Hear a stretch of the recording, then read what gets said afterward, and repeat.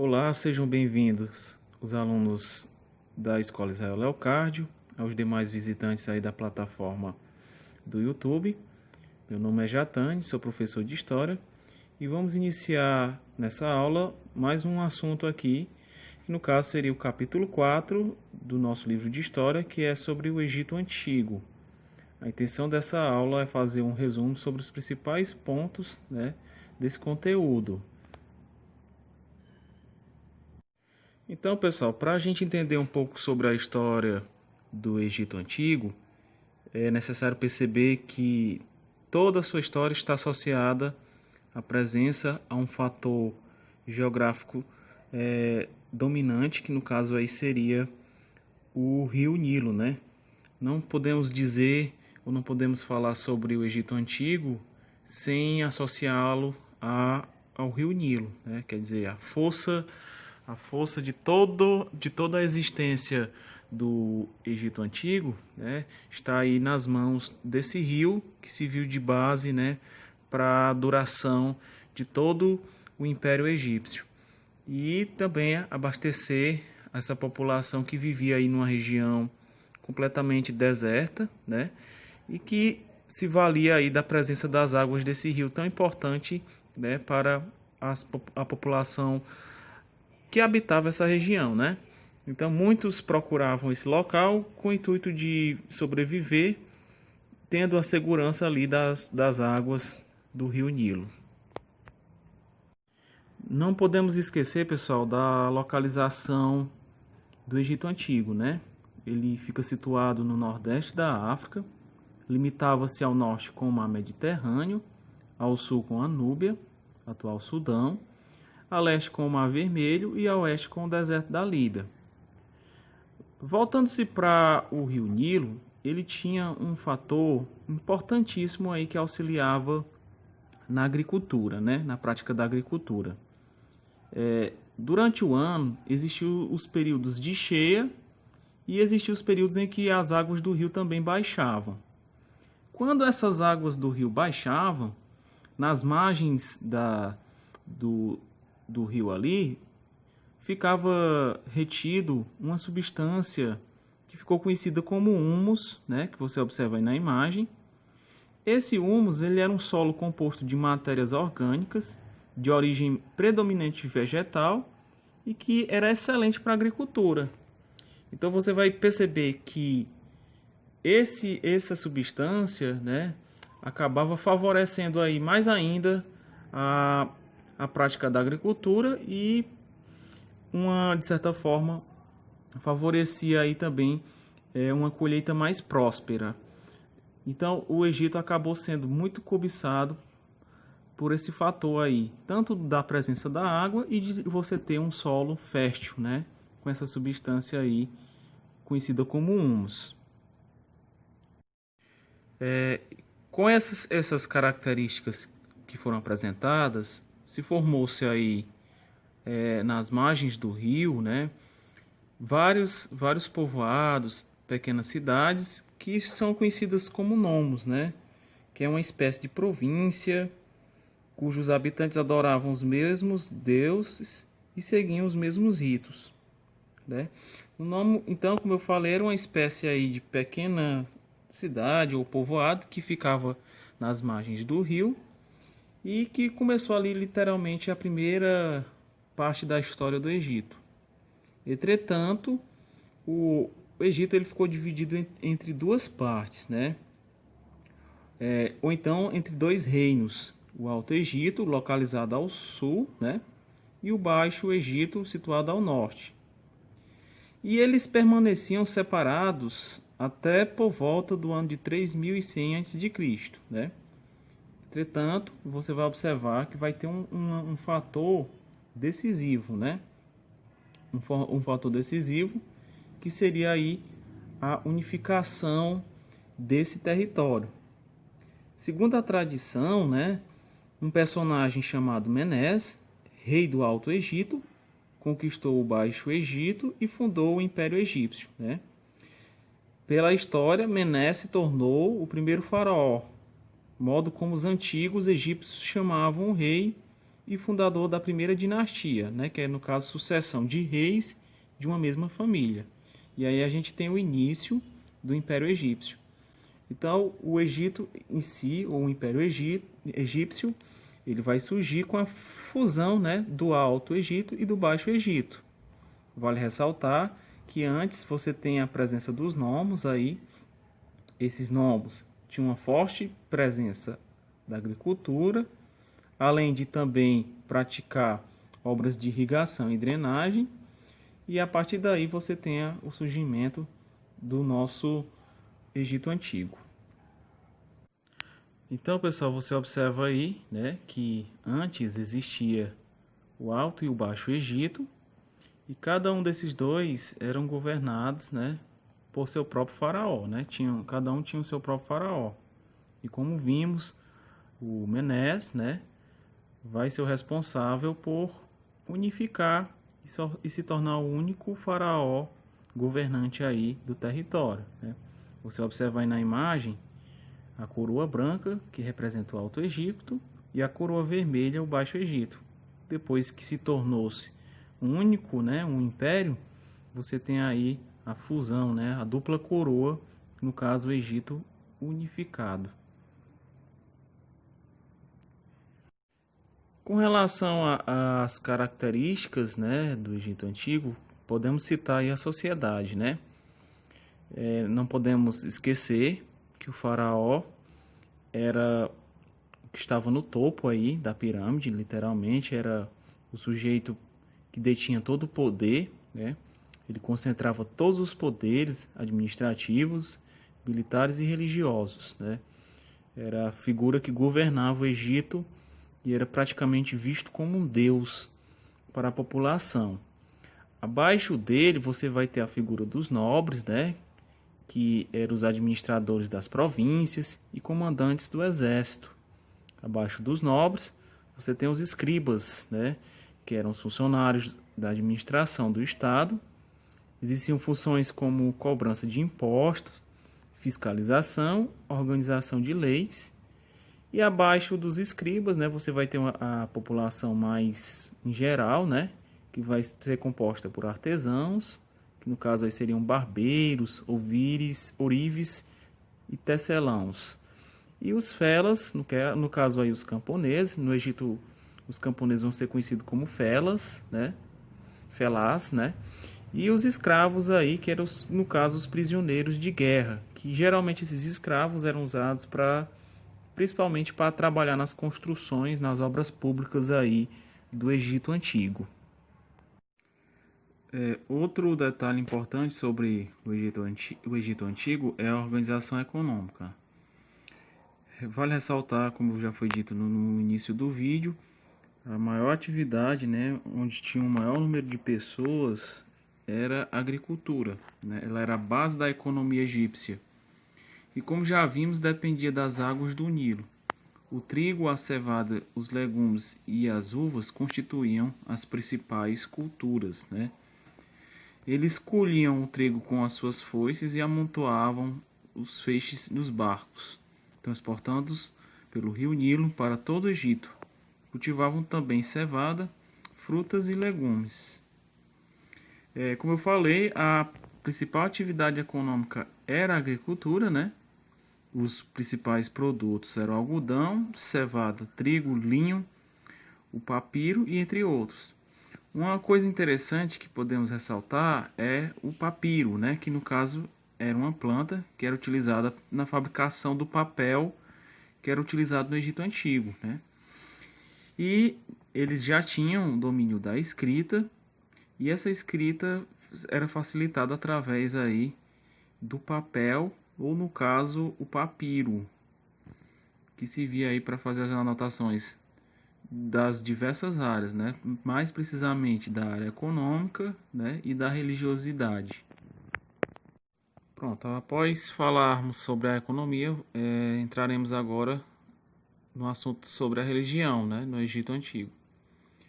O que podemos falar logo de início é que a vida girava em torno da religião, né? No Egito, o foco estava presente a religião, né? A religião não deixava de ser um fator presente na vida das pessoas. Tanto ela estava presente na vida pública quanto na vida privada dos antigos egípcios. Eram comuns as oferendas aos deuses para pedir ou agradecer. O detalhe importante é a variedade de deuses que existiam. Daí, eles eram considerados politeístas, ou seja, acreditavam em diversos deuses. Esses deuses, eles tinham características que a gente pode citar como elementos da natureza, né? Como os animais, a fertilidade do rio Nilo, o sol, a lua, eram considerados como os deuses. A gente tem um exemplo maior, no caso aqui, o próprio rio Nilo era visto como um deus. E o próprio faraó, que era o governante de todo o Egito, também era visto como um deus, que representava todos os outros. Uma curiosidade importante é que muitos deuses egípcios assumiam a forma de homem e animal ao mesmo tempo, né? E esses deuses que eles acreditavam, né, a gente tinha algumas diferenças. Tinha alguns deles que tinham simplesmente a forma humana, no caso aqui Osíris. Outros tinham a forma humana e animal, que no caso aqui é Horus, né? Horus, o homem com cabeça de falcão. Ou somente a forma animal, no caso Anubis, que tinha a feição de um chacal. Então você vai perceber que essa mistura aí de homem com animal vai trazer essa característica antroposomórfica, né? Você vai ter uma presença aí, uma mistura tanto de homem com animal, formando aí a simbologia de um deus, a representação de um deus, como você observa aí nessa imagem ao lado. E, como eu falei, eles acreditavam em vários deuses, ou seja, eram politeístas. E tinha um detalhe que a gente não pode deixar de falar, que eles acreditavam na vida após a morte. E aí é que entra um detalhe importantíssimo, que é justamente a mumificação, né? Eles embalsamavam os corpos, né? A gente vai ver mais na frente por que eles faziam isso, eles mumificavam os corpos, né?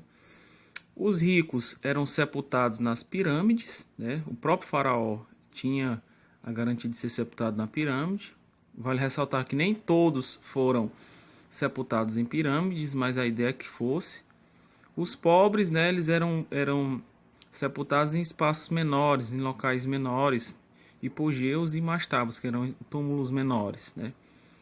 E, para finalizar, os deuses tinham um controle sobre a vida e a morte. Então você vai perceber que essa crença na vida após a morte.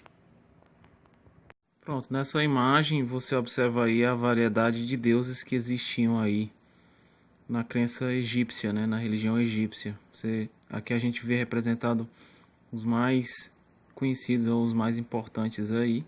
Vale ressaltar que eram inúmeros deuses, né, representados aí na religiosidade egípcia.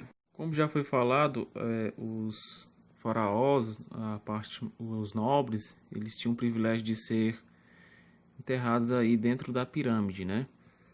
E parte da riqueza proveniente dos impostos recolhidos pelo Estado foi usada justamente para construir essas pirâmides, né? A gente tem a representação nessa imagem aí das três mais conhecidas, Kelps, Kelfrin e Miquerinos, que no caso aí representam o nome de poderosos faraós do antigo império. Essas pirâmides, no caso aqui a gente pode citar Kelps, a mais alta e volumosa das pirâmides, tinha ao ser construída 146 metros de altura, o equivalente a um prédio de 48 andares. O que acontece? A gente percebe que para construir essas obras tão gigantescas exigia muito trabalho, né? E até hoje ainda não tem uma explicação concreta de como é que elas foram erguidas, né? Principalmente pelos blocos que eram utilizados, que eram imensos.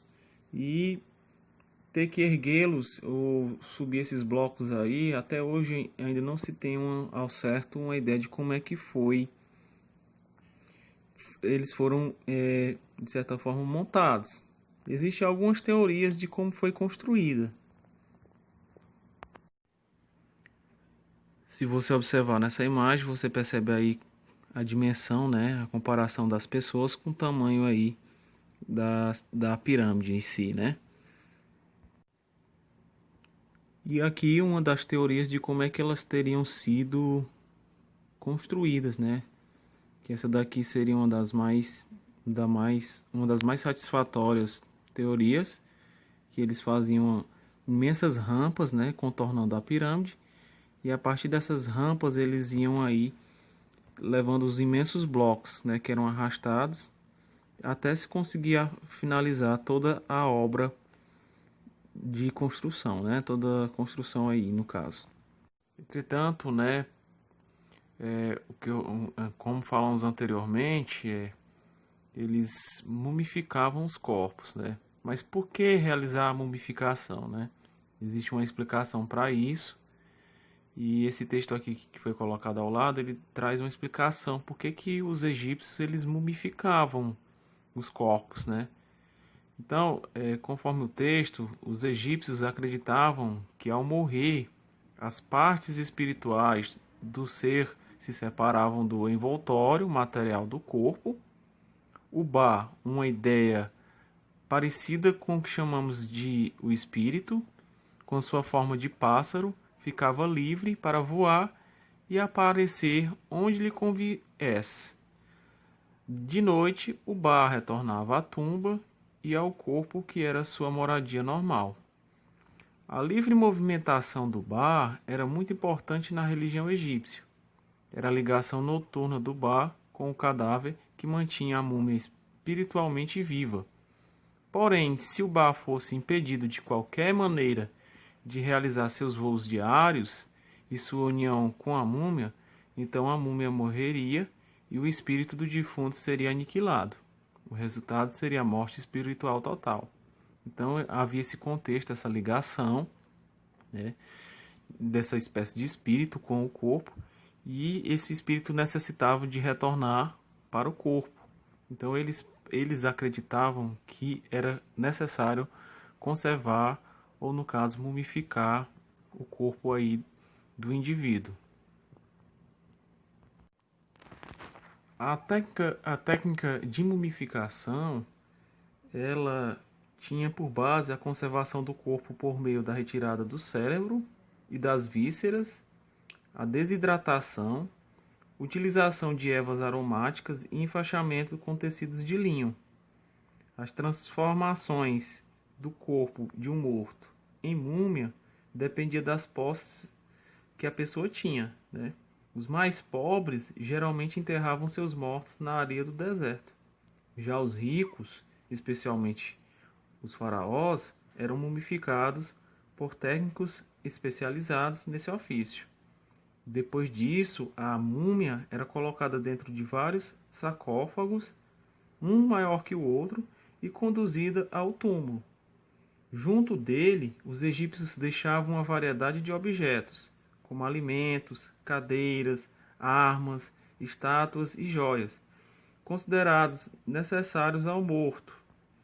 Além disso, deixavam textos que o morto deveria usar para pedir a sua absolvição a Osíris. Né?